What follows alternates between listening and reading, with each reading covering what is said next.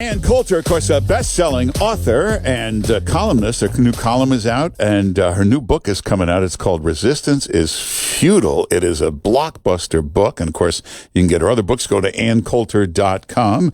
Ann Coulter, how you doing? Not out yet. Out August 21st. Well, I was watching Lou Dobbs last night. I saw the cover. It's a great-looking cover. Yes, it's up. But people could pre-order it, right? Yes, they can, and it's good. Yeah, just pre-order on Amazon. For some reason, when you pre-order, you always get the book early. That's true. Resistance is Futile. Great book coming out. Here's the latest. It looks like in the White House, there's a move now to do an executive order. It looks like it'll come from the Homeland Security Secretary to do something about this, or they will demand a quick fix from Congress. But there may be an executive order today to get the kids out of those cages. What do you think?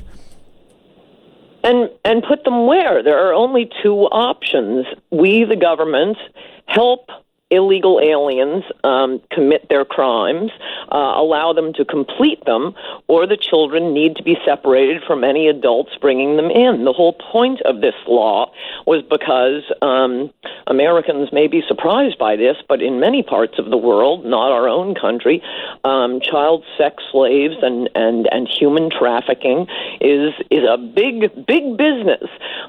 We already know that 90% of these children on the border aren't related to the adults bringing them in. So, of course, you have to separate adults from the children. If you say any adult breaking into our country, as long as you got a child with you, we'll put you on a bus and send you wherever you want to go. You're just completing sex trafficking for them. You cannot do that. The way the law needs to be changed is to say we turn you away at the border. This was an idiotic, misbegotten law many years ago with the idea that in order to catch sex traffickers, we wouldn't turn an adult with a child away at the border. We'd make sure we'd bring, as long as they're not, this is for non-Mexicans, it's for Central Americans, we would separate them and then determine the case. But no, you don't get to, rob a bank, but you're holding a child, and therefore the cops are going to stand there and say, okay, we're going to let you finish. And then we're going to send you on your way because we're not going to separate you from the child you're holding. Yeah, every Democrat, Mayor de Blasio, Governor Cuomo, has a policy where if you're arrested and you've got a kid with you, they will take your kid. They will separate you and send the kid to a shelter. Every Democrat does that. I think the problem is they've been doing this open border thing for so long. These Democrats, these liberals, they convince themselves that this isn't a crime, that these aren't criminals breaking in. Well, they actually want to transform the country. And in this particular case, I mean, as I wrote in my column this week, which came out a day early, journalists know absolutely nothing about immigration. They refuse to learn. And if they just run around banning any words necessary to discuss illegal immigration, anchor baby, illegal alien, amnesty, sanctuary city, chain migration, anything having to do with immigration, they don't want Americans thinking about what they're doing to our country.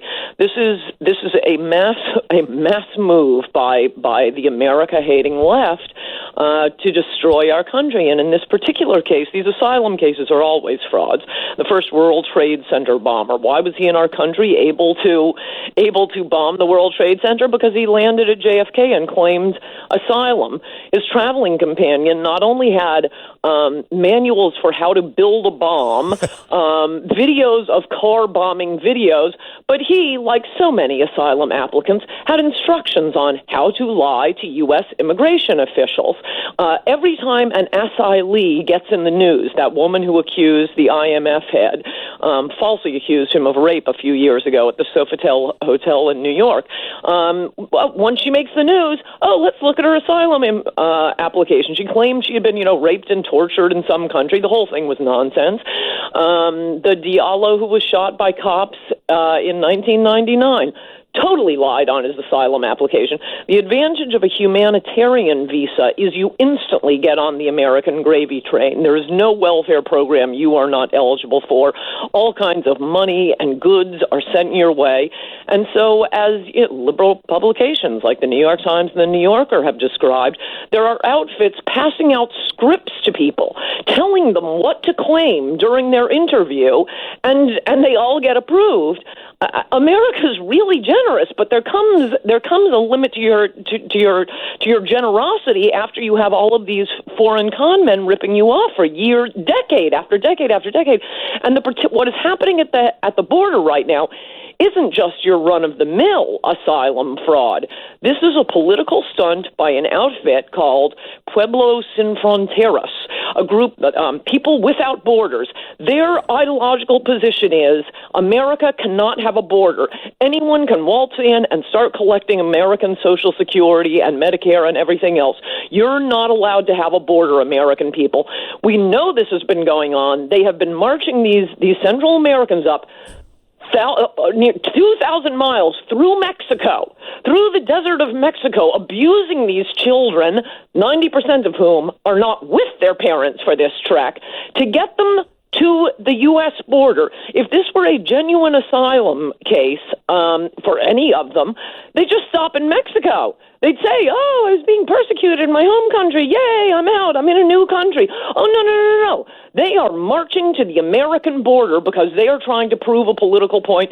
It's disgusting that liberals are using these wailing children. It's like a girlfriend who cries whenever she doesn't get her way, so she always gets her way. Just show us the crying children. Fine, we'll give up all our laws. Take our country.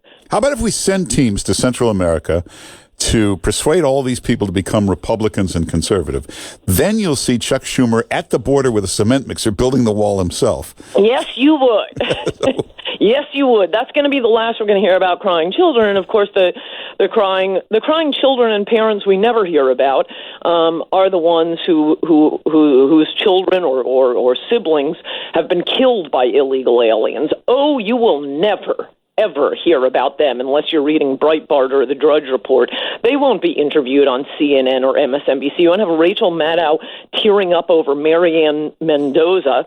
Very handsome officer's son was shot by an illegal. Don Rosenberg, whose son was on a motorcycle, run over 3 times by an illegal alien. Ran over him forward, backed up over him, ran over him again. Just last week in Lansing, Michigan, a cute little 14-year-old boy on the football team killed by an illegal alien. You don't even know about that case.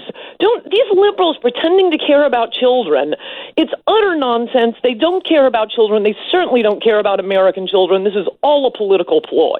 Well, but do you think one reason this story got nonstop coverage for the last 2 days is to keep everybody's eyes off the IG report and the hearings that have been taking place in Congress? It came out that 2 more FBI guys were totally corrupt, trying to hurt Trump, and that they somehow ended up on the Mueller team? Yes. I mean, that isn't the main point. The main point, keep your eye on the ball, is destroy America. These are leftists like Bernadine Dorn and Bill Ayers. They just hate America, and they want to destroy it. They used to do it by aligning themselves with the Soviet Union, and now they do it from within by just dragging in the third world and demanding we have no borders. Turn America into Mexico. It'll be much more amenable to them. They used to want to turn us into the Soviet Union. Now they want us to turn us into the worst Latin America banana republic. Well, there's a lot of those bad people, but there's some good liberals. They're good-hearted people, but they're like sheep being led around by MSNBC. They're bleeding hearts. They see the crying children. They see cages. They get all emotional. They're just trying to do the right thing. I don't think so. Oh. I don't think so. Why don't they care about the parents of dead? Well, because they watch MSNBC and they never see that.